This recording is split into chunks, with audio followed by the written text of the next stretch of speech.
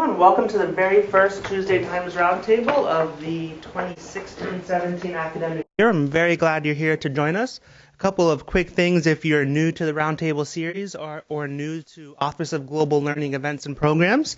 We're here with lunch every single Tuesday. So if you enjoy today, we also have the whole schedule here on these blue cards that were up at the front that tells you what we're talking about every single week. So you can come back to all of them if you'd like, or the specific ones that you think sound interesting or that have moderators that you might want to meet and hear from or network with. And if you are not yet signed up for our Global Learning Medallion program and you're an undergraduate student, you can be earning a point towards wearing our Global Learning Medallion at graduation with every single roundtable that you attend. Once you're signed up for it, you can check off on our sign-in sheet that you're a medallion student, and then you start getting points. You also get other really neat exclusive announcements from the Medallion program. We email several internships a week. We email when different student clubs are looking for leadership positions, volunteering in the community and things like that. And all of those things also count towards the medallion. So it's not just attending events, it's also coursework, studying abroad, which we'll talk about today. So if you're convinced to study abroad after hearing today's talk, studying abroad will also count towards your medallion. And last but not least, the Tuesday Times Roundtable is in partnership with the New York Times, so I just want to make sure you know about a resource that not many people seem to know about. In addition to the New York Times papers that you see around campus, with your FIU email address, you can get free access to the New York Times on the New York Times website. So the cards with the instructions are also up at front.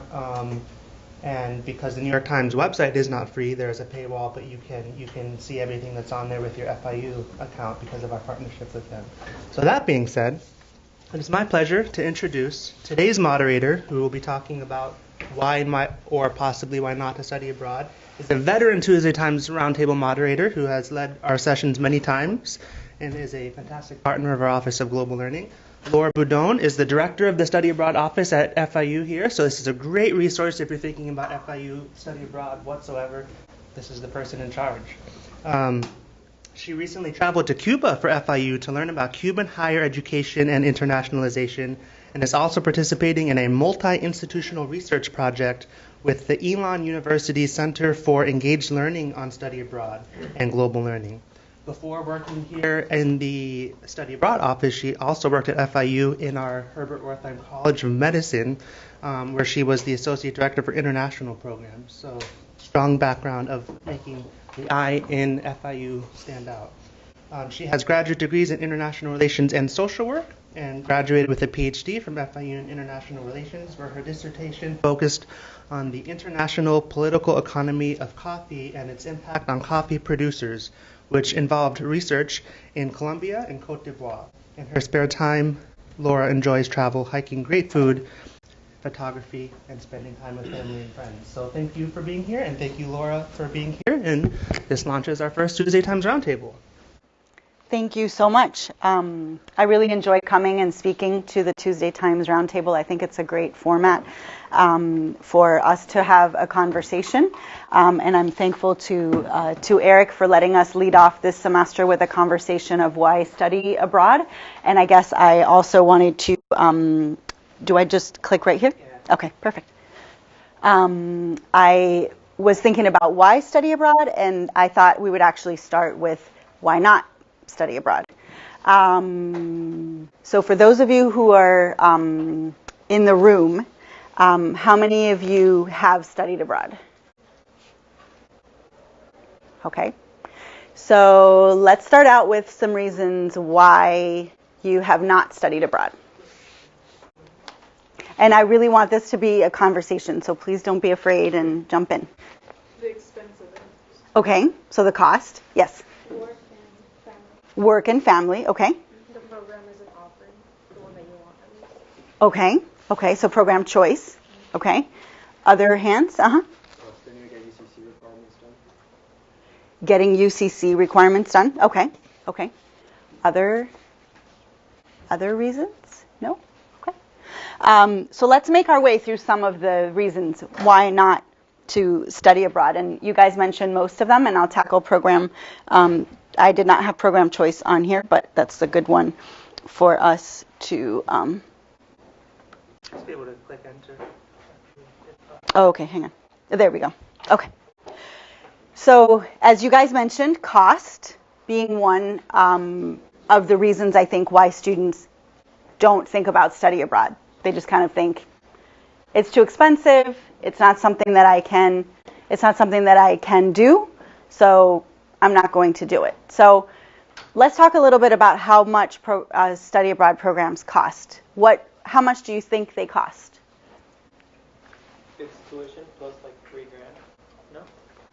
Okay, so tuition, yes, because this is study abroad, right? So you will always be paying credits. So you'll be paying tuition for 3, 6. To be honest, we have some programs that go up to 12 credits abroad. So yes, you would be paying tuition. And then if you are participating in a faculty-led program, then there will be a program fee that is in addition to the tuition, okay? And I would say that program fee can be $2,000 to $4,000 is the majority of our programs are in that range. Other costs associated with study abroad, you generally do pay the airfare to the destination, obviously, that you are going to. So obviously, if you're picking a program in Australia, that's going to be like the most expensive airfare that you could need. But if you're traveling to Latin America, to Cuba, to Europe, there are ways to find more affordable airfare. And I want to talk a little bit about scholarships. Have you done any research on scholarships? Do you know anything about scholarships to study abroad that could offset these costs that we've just outlined? Yes? The Gilman. Okay.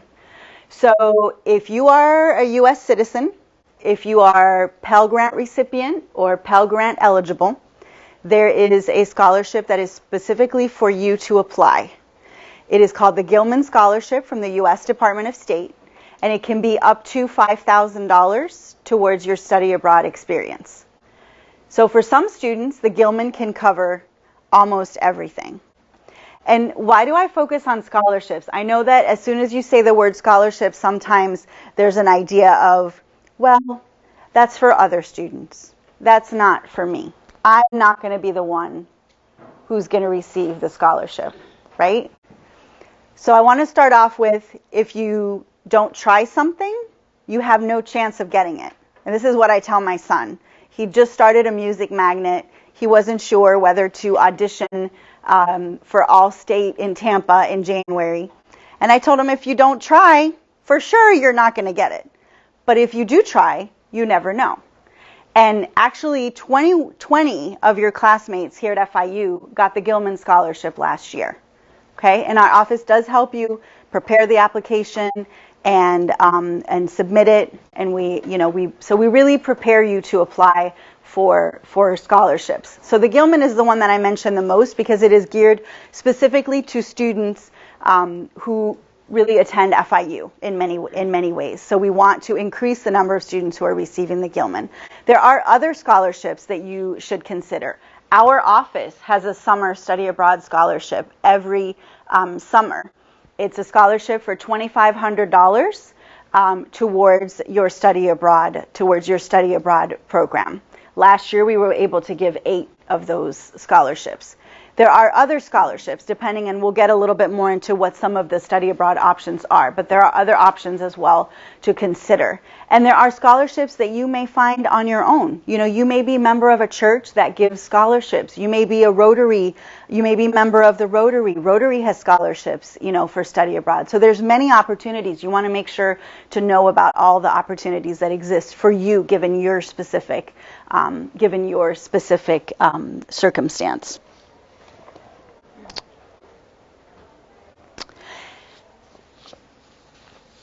What I did not hear any of you mention, actually, but I kind of want to speak about it directly, is the fear of study abroad. Because I think that sometimes there is an underlying fear that doesn't get discussed. Would you guys agree with that? A little bit of fear, right? And fear is natural. If you're thinking about going to a country that you don't know, where you don't speak the language, maybe you don't know anyone, maybe those things can be scary. So would you guys agree with me that fear maybe maybe a factor in study abroad. So what is it that you're afraid of? If you guys, can we try to name the fear? Like, what is it that we're afraid of with study abroad? Mm-hmm. The unknown. The unknown. Okay. Because we like to control our lives, right? We like to be in control and know how each day is going to go and how everything is going to go. And anyone in my position as director of study abroad at FIU or in any other institution that would tell you that when you study abroad, everything is going to go according to plan, that would be a lie, right? Because that is the reality, that you can make the best possible plans, but things will come up that you didn't expect. And that can be a positive sometimes, but you have to kind of plan for the unexpected. So yes. Other things that might cause fear. Mm-hmm. I might say the language barrier, and if you really need to get somewhere or have some sort of particular help and not be able to communicate. Okay. Okay.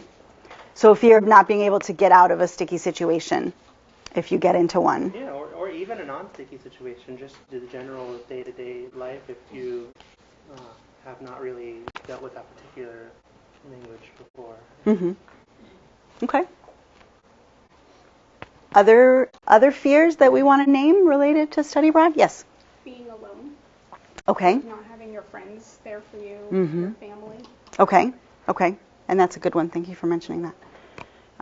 Is that something that you guys would think about, that if you're abroad, you're not going to be so close to your family, right? So one of the things that I want to mention to you is that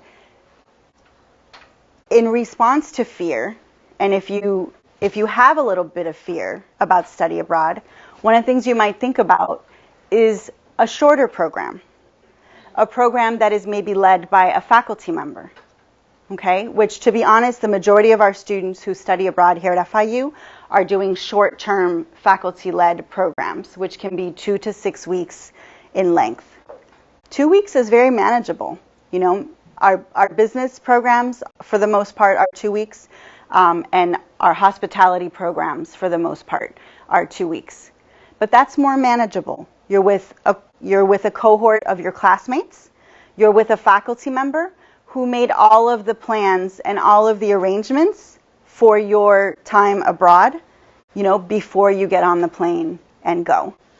What often happens, I'll tell you, we see this a lot in our office, is students who go ahead and study abroad for 2 weeks, have an amazing experience, realize while they're gone that it's not that complicated, that, you know, it is possible to be abroad, to be in a different culture, maybe not even speak the language, but still be okay and make your way. And then those students apply to our exchange program, which is where you go abroad for a semester or for a year. So those are some options as well. But there is kind of this intervening option where you have a faculty member who's there to help you, you know, to walk with you. And if anything, you know, were to happen, you know, we every once in a while have a student break a leg or something like that, and you know, you have a faculty member who is there to support you. So yes.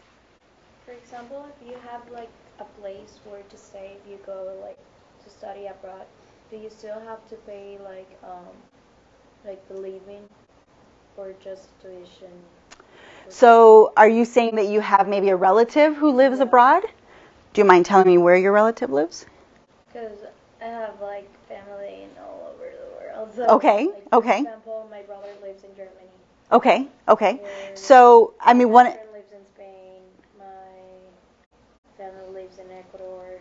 I have other family in Canada. Okay. So, every one of the places you've mentioned, we have, if you're doing a study abroad program, the cost of the housing is going to be included. So that wouldn't be so much an option. But if you have relatives who live abroad in Spain, we have 14 or 15 exchange partners where you could attend a university in Spain while living with your relative. And that would cut down on the cost of your housing, right? Because you would be living with a relative. And when you do our exchange program, if any of you are interested in that program, you're abroad for the semester or for the year, You could live with a relative if you have relatives who live abroad. We also have we have a partnership in Quito, Ecuador as well. You could live with your relatives. You're taking courses at the local university, and then eventually you transfer those credits back to FIU. So for that, you're really not paying any additional costs other than the cost of your FIU tuition, the cost of your airfare, and then you would be paying your living expenses. Okay? So that's a little bit about how that would work financially. Yes? If you have the Florida prepaid and you want to do, would it cover tuition in a different country? The Florida prepaid would cover your FIU tuition for the study abroad. Yes. Okay. Yes, it would. How many credits would you have to enroll? So that depends on you. So we have some programs where you just take 3 credits. And then we have, for example, the College of Architecture creates programs where the students are doing 12 credits. So it really depends on the major, the program that you're looking at. But obviously, if you do fewer credits, then you're paying less tuition, and that also keeps the cost down. So yes. Did I miss any other comments? No. We talked a little bit about fear. Does your family understand why you might want to study abroad? No? Okay. Do you want to say a little bit about that? Well, I want to do student exchange. So The National Student Exchange? Yeah. Okay. And they kind of don't understand the need for me to go to another country and Mhm. study the language there as opposed to here. And it's not working out. Yeah.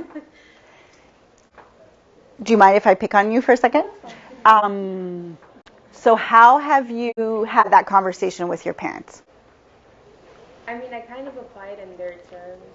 So I talked to my parents and I talked to my brother because they're all closed-minded in that sense. And I try to relate it back to things in their lives, but they're very tight-knit families. Mm-hmm. They want to have everyone, home, be in, reach. They don't like the idea of me being in another country halfway across the world. Okay. It's just their opinion. I still want to do it. I'm probably still going to do it, but it's not with their approval. It's kind of on my own. Okay. So one of the things, and I know the topic for today is why study abroad, and we're going to get to that in a few minutes. But I invite you to have a conversation with your parents, instead of addressing their fears, address it from the point of view of what study abroad or the National Student Exchange will do for you, for your career, for your future, and for you as a person. Okay? And I know that on my slide I wrote prepare a PowerPoint presentation for your parents. And Ayako, who is here, who has interned in our office, is a student in the Master in International Education and Intercultural program. Knows. So Diana, who was a student assistant in our office for 2 years, she really wanted to do the exchange. And she actually prepared a PowerPoint for her parents of these are the reasons why I need to do this. And she literally went slide by slide with her parents, these are the reasons. And she also was addressing in this PowerPoint that she prepared for her parents, she was addressing their fears as well. So these are the things, that will help me to keep safe. The Office of Study Abroad here at FIU is monitoring what happens in the world. The office at the visiting institution, is also there to help us with safety, security. So she really went through step by step with her parents, why this was important to her. And she convinced them to go.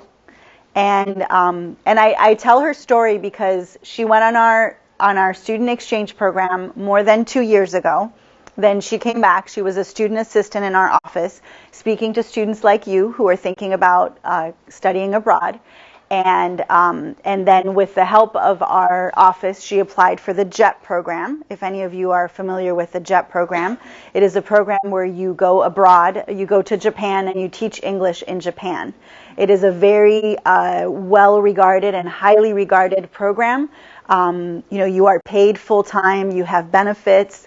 You can go for you can go for up to 5 years with the JET program.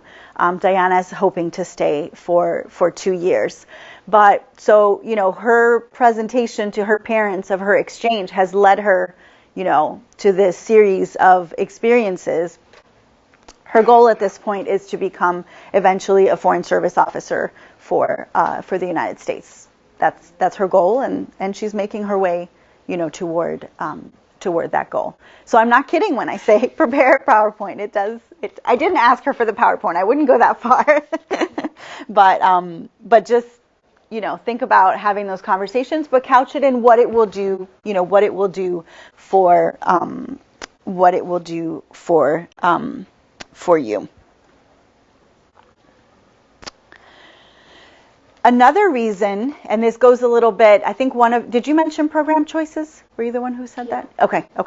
So let me talk a little bit about, you said program choices. So at FIU, I've mentioned so far faculty-led programs, which can be our short-term programs, so 2 to 6 weeks.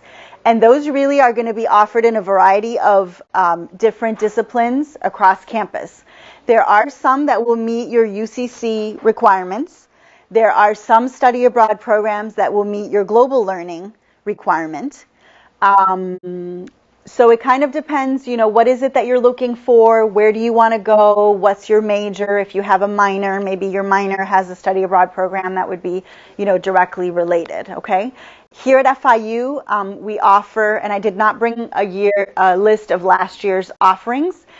In about October in our office, we will know what will be offered in summer 2017. But in 2015, 2016, we offered more than 50 study abroad programs. And really a variety of disciplines and all over the world. So you have those options. Then you have our exchange, which I've mentioned, where you go abroad for a semester or for the year, okay? And then the third option in our office we call FIU approved. So if, as you say, you know exactly where you want to go and you know exactly what you want to study, but FIU doesn't have that program, our exchange program doesn't go there, then find your own program. You can do that using a search engine like studyabroad.com, which will literally search all study abroad programs, offered everywhere. So you kind of have to be specific. So if you're a chemistry student and you know that you want to take some chemistry classes abroad, then I would type in chemistry. If you have a country you want to go to, I would type that in. And then make your way through the options that a search engine like studyabroad.com gives you.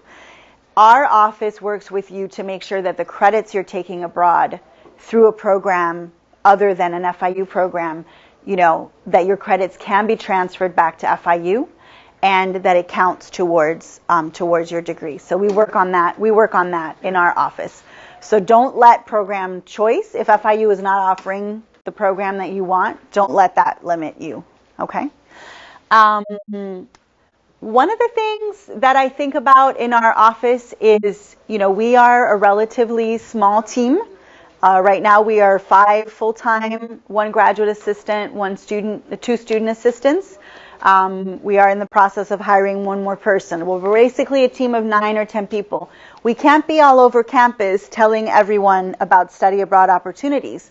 And I feel like sometimes we're not getting the message out about the opportunities that exist. This summer, I don't know if any of you follow the FIU Instagram feed, but FIU started a series called Travel Tuesdays over the summer, where every Tuesday they were posting a picture of one of our study abroad programs. And the very first picture that was posted for Travel Tuesday, there was like 4 students who wrote below, I never knew that FIU offered, any such opportunities. And we do the best that we can to be present at orientation, to speak to first year experience classes, but the truth is we can't be everywhere. So I continue to think that in some way we're not getting the message out of the opportunities that exist, right now at FIU for study abroad. Would you guys agree? Have you guys heard about the Office of Study Abroad? Do you guys know that we exist? You can be honest. Yes. So we just moved into the brand new Student Academic Success Center. We're on the second floor in room 230. And anytime you'd like to stop by, please do. I also put some flyers in the back, which has the list of our exchange partners, our fall calendar of activities, and a story also about the Boudon Scholarship, which is another scholarship that you could apply for. So let's flip the conversation. We've talked about why not study abroad, because I want to be more open and talk more explicitly about why students don't think about study abroad. But I think it's time to talk more about why study abroad. And the article that you guys have today is from The Atlantic.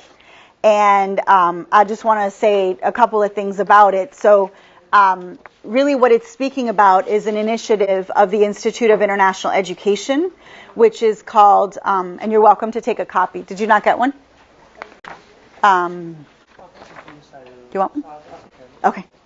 And so it's called Generation Study Abroad, and it's an initiative of the Institute for International Education. And the initiative is to double the number of students across the U.S. who are studying abroad. And FIU has joined this initiative.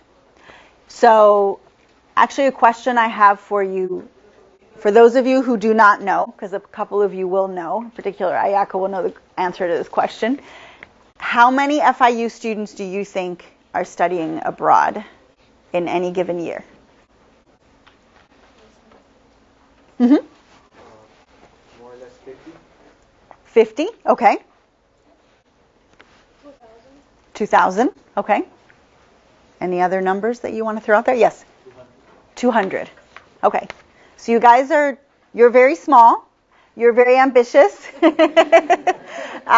So in 2015, 2016, we had 918 FIU students study abroad, which is good. Our numbers have continued to increase. Our goal by 2020 is to have 1,600 FIU students studying abroad. That's our commitment to this generation study abroad. We're doubling the number that we have, the number of students who studied abroad since our 2011-2012 number. So I want to be explicit, and I'm sure you've noticed the cool pictures that I've included. This is actually our Tianjin hospitality program.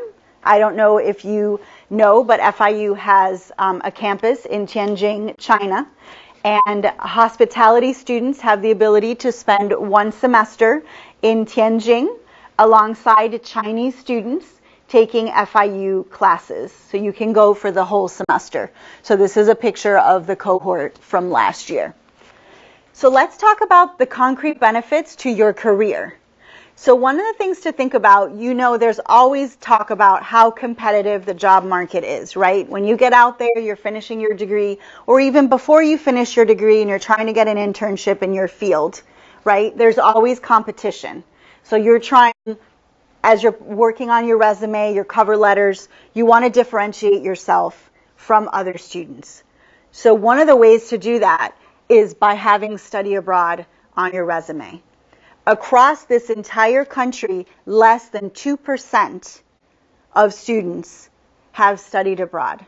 So if you can put study abroad on your resume, that right away separates you, from others. And what are some of the skills that you are learning, by studying abroad?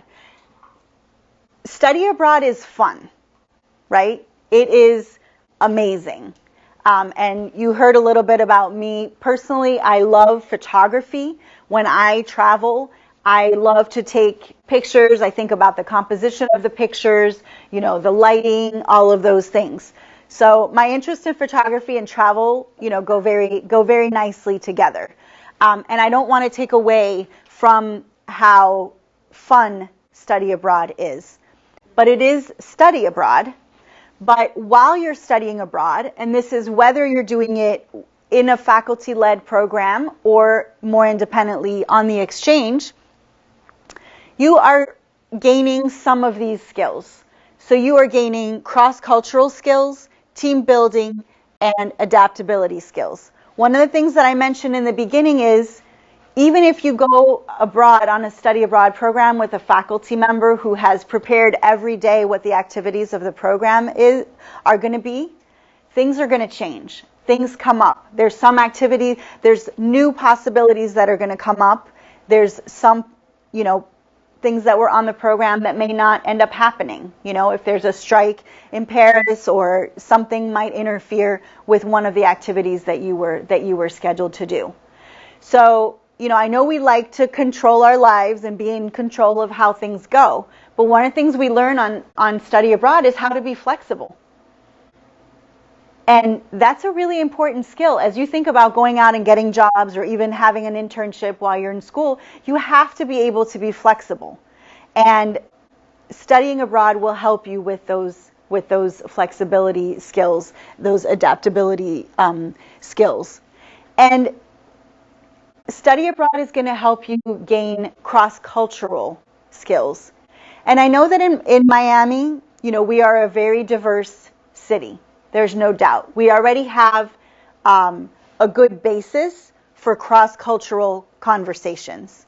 However, if you're going to Japan or, China, that is going to enhance your ability to have conversations across cultures even more. And those are skills you want to take with you into the global marketplace. Everyone is speaking about their global company and how, their company is expanding across the world.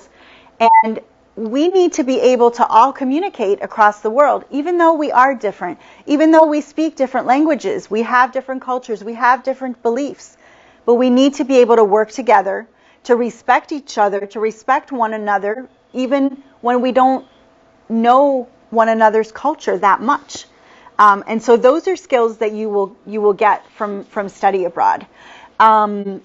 And those are skills, that you can, if you have studied abroad, for those of you, a couple of you in the room who have, you want to list your specific study abroad experience on your resume, for starters. But then you can start to concretely list, cross-cultural communication, flexibility. Those are good skills to list on a resume.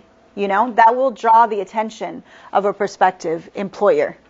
And the other thing that I want to mention is that, and students don't necessarily think about this, but whatever discipline it is that you're studying, when you're going abroad and studying that subject, you are going to be exposed to how people and students in the other country are studying your major. Okay, so for example, if you're an architecture student and you are on our Genoa program, which is going on right now, the students have had 4 or 5 semester of architecture courses here at FIU, and now they're in Italy for the semester, and they're working alongside Italian architecture students. They're learning how is architecture taught in Italy. What are the most important principles in architecture in Italy? I'm not an architect and I don't know, but when you're a student and you get to see how another country teaches and learns about your subject, that just broadens your horizon, and that really helps you to think outside the box, right? We like to use that word, but that really is helping you to think differently because you see differently how others are thinking about it. So I just want to mention that also because I think that's, to me, that's another reason to study abroad. Obviously, we talked a little bit about this in terms of the skills, but learning about other cultures, and Eric mentioned, the fear of not being able to speak the language. If you are interested in a language program abroad, we have many different foreign language programs that take students to France, to Italy, to Brazil, to Japan, to China, to Spain. So that you can learn a foreign language in that environment and really hear native speakers of that language if you yourself don't always speak a language. And of course I had to throw in global learning here, because this is really, this is global learning at its best, where you are gaining the skills that FIU global learning wants you to have, right? So a global awareness, an understanding of the world, global perspective, and global engagement. And I'm sure you've heard, if you're new to FIU or new to global learning, you may not have heard these 3 words, but these words are pretty important in global learning here at FIU. And I also want to talk a little bit about that if you study abroad, you also are going to gain confidence and you are going to gain independence. This is something that I think students don't think about too much.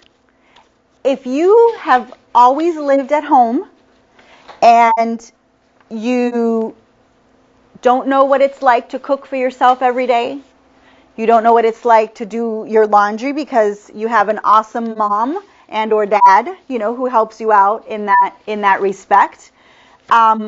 Study abroad can offer you the opportunity to really be on your own, even if it's just for 2 weeks, for a month, for 6 weeks. When we interview students who do the international student exchange before they go, and we ask them, what are you looking forward to? And I have to say a number of them are really looking forward to being more independent and earning that independence, from their parents. And I think that's a great opportunity, to really learn how to be independent, in many cases for the first time. And what happens when you become more independent, then you gain that confidence. I can do this. This is not a big thing. I can take care of all these things in addition to studying and in addition to having fun, with my friends. Yes? I did that, but when I was in high school twice. Oh, okay. So you went abroad or you... Yeah, I went to Germany. Oh, great. Yeah, the first time for like an exchange for 7 weeks, Mm-hmm. and then to an internship, and also in Germany for a month. Okay, great. Yeah, and it's fun. Yeah. So because you've had those experiences, you can begin to list some of those skills, on your resume. And I hope that you're listing those things even as a student on your resume. Okay? And I think one of the things, yes? I was going to ask on the notebook, or at least since you mentioned resumes. Yes. Do you advise the study abroad experience to go in a specific section of the resume? I've seen a couple of different formats. So my advice is actually to list it under education, right? So if you're listing, Florida International University, your major, your date of graduation, then right under that, I would list the name of the study abroad program that you went on and when you went on it. So that's something that you could do for the couple of experiences that you've had. That way it draws attention to it. The other thing that happens with study abroad is that you learn more about who you are. And it's related in part to the independence, because when you're on your own, when you're removed from the environment that is your daily life, you have more opportunities to really think about who you are, what are the things that you care about in the world, And we have students who come back and, they're thinking about their future may have changed. Every once in a while we see students who may change majors. That doesn't happen all the time. But just your thinking about life changes because you're exposed to the different perspectives of people around the world. You kind of get a sense of what is important and what is not. I think sometimes we get caught up, in our lives and we kind of forget to put things in perspective. And study abroad really helps you to do that. And it also, and the other thing that this kind of goes to is your identity, and in particular, and I don't know if you caught it when you were when you read this article, if you had the chance to read it, but there is a story in here about a young African American woman, and she says that until she studied abroad, she always thought of herself as African American. And that's the only way that she defined herself, you know. But when she went abroad, she realized that, yes, she is African American, but she's American, you know, and she hadn't really thought of herself as American first, possibly, you know. So just, it helps redefine who you are and the context in which we live. And these two additional reasons, I could have written that these are FIU reasons, but these are reasons that I think about also for students to study abroad. You know, at FIU, many students commute. We don't have too many students who are living on campus 24/7 who have that sense of FIU community, right? Because we're all running, you know, we're working, we're going to school, we're doing all of these things at the same time. So we don't have that sense of community necessarily. If you go on a faculty-led program for 2 to 3 weeks with a group of other FIU students, those students will be your friends for life. You know, you will stay in touch with them in a way that you may not stay in touch with others, because you will have shared so much while you are abroad. So it really helps to develop a sense of community within the program, and you know, with FIU as well. And it truly is an opportunity to get to know a faculty member in a way that you will never otherwise have the chance.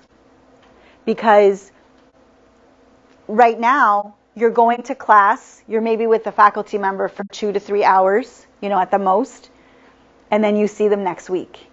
Maybe twice in the semester you stop by their office hours to have an additional conversation. If you're studying abroad for 3 weeks, you're going to be with that faculty member like from 8 a.m. to 9 p.m. every day, you know, for 3 weeks.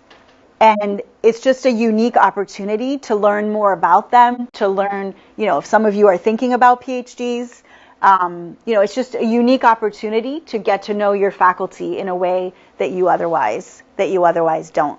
And there's also a bond there, you know, with that faculty member that's really tremendous.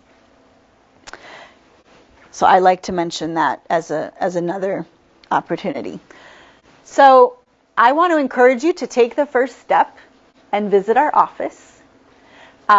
This is one of my favorite quotes, which I actually have in my office. A journey of 1,000 miles begins with a single step. And that to me is the key, because I know that going to study Japanese for a month in Japan seems overwhelming, right? Does it seem overwhelming? Okay. But the thing is, between thinking about it, making the decision to go, and then actually going, there are 1 million little steps that you take in between. And it's really just a step-by-step thing. You know, you walk into the Office of Study Abroad, that's your first step. Then your second step is to really think about what the options are. The third step is to apply. You know, so you can make the process, the decisions, and the possibilities more of an incremental thing, as opposed to it's just too overwhelming. I can't imagine it. Okay? So I'm inviting you to think of it in much smaller steps, and that makes it manageable. You know, when I started my PhD, and then when I wrote my dissertation, it seemed completely unmanageable. And yet I wrote 313 pages, you know, divided into 18 chapters. Well, the 18 chapters is like 20 pages per chapter, you know, give or take. So you just have to, whatever it is that you do in life, whatever it is that you're trying to do, make it smaller, make it manageable, you know, and then you can keep going. And I'm not saying, that you have to study abroad. That's not what I want to say. What I want to say is consider studying abroad. Don't let your fear hold you back. And realize that there's many small steps along the way. And if you just take it small step by small step, it's a lot more manageable than you think it is. So I want to thank you guys for being here, but I also just want to open the floor for any additional questions, either about the article or about study abroad. Yes? Do you know there's a difference if you study abroad with FIU versus studying abroad with the Honors College? So the Honors College has its own study abroad options. Yes. So those are FIU options, and they work with our office. But is it like the same things that you go to do? So the Honors College structures its study abroad programs in a specific way. So you take a 3-credit course the semester before you study abroad, and then you have a 3-credit course for the month-long study abroad. So right now, they still have spaces for summer 2017. They are actually recruiting for those. But right now they have Honors Japan, which is a new program, Honors Cambodia, Vietnam, Honors France, Honors Italy, and Honors Spain. So if you're an honors college student, and I don't know if any others of you are in the room, you have opportunities that are specific through the honors college. So yes, you would need to speak with Luli in the honors college. Okay. Other questions? Yes. As far as the exchange program goes, do you offer like summer exchange? Because I'm an RA, so like I can't do during the year, but another summer study abroad. But I'm interested in something longer. So do you have like summer exchange? So the exchange is only in the fall and the spring. However, if you know that you would like to go abroad for, say, 2 to 3 months over the summer, or like as long as you can in the summer, then if there's no option in our office that meets like the length that you're interested in, then I would encourage you to do research outside of FIU and look at other programs that maybe have a longer stay in the summertime. So that's what I would encourage you to do. Yes? In the summer, is the only time that there's faculty-led trips?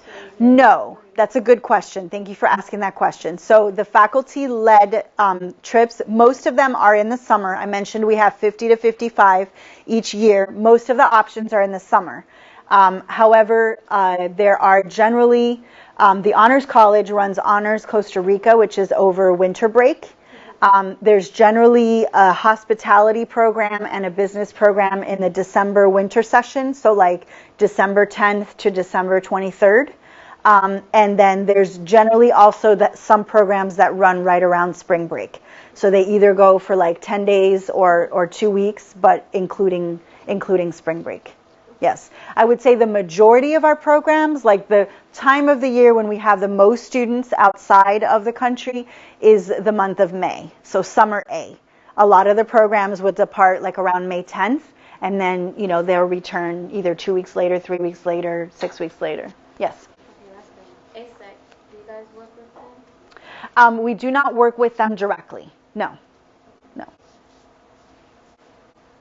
Yes? So to find out more information about the trips itself, like specific to our major, do you guys have a website, or do we just... We do have a website, which should be on the literature that's in the back, but it's studyabroad.fiu.edu. And then if you took our calendar of activities, we have a study abroad fair, which is in November. And at that event, all of the faculty who are leading study abroad programs are going to be present with like pictures of their programs, because many of them have been leading them for many years. So that's an opportunity to actually speak with the faculty about the specific program. The faculty right now are submitting their proposals for summer 2017. So in like early October, I will have a much better sense of what the programs, definitively what the programs are that are being offered for next year. I was wondering because you guys said like to know like the specific classes, and you said some of them do fulfill UCC requirements. So yeah, and that's something you can think about as you're choosing, a program. that's why, and as I'm choosing like my schedule as well, I don't want to. You mean for spring? Exactly. Yeah. So by then, for sure, by early October, I would say by October 10th, we will have like 90% or 95% of the programs that are being offered. I will know more. Okay. So you're welcome. Yes. Go ahead. Another question.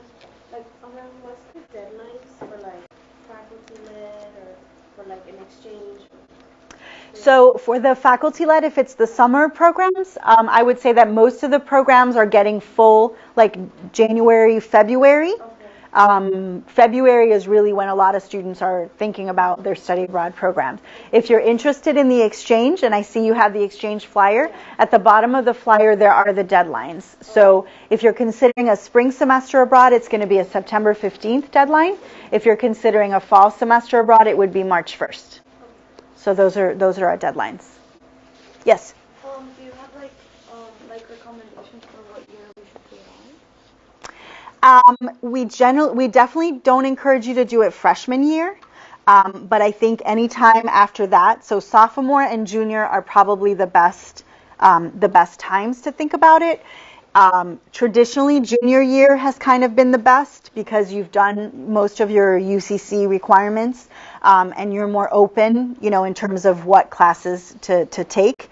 But you really can study abroad. For faculty-led, you can do it all the way to the last semester that you're a student at FIU. For the exchange program, you cannot do it your last semester, because it will take time for the credits to transfer back to FIU, and we don't want to delay your graduation. Thank you. You're welcome. So I want to thank you guys for coming, and we will see you at another Tuesday Times Roundtable. Thank you, Laura, for moderating. You're very welcome.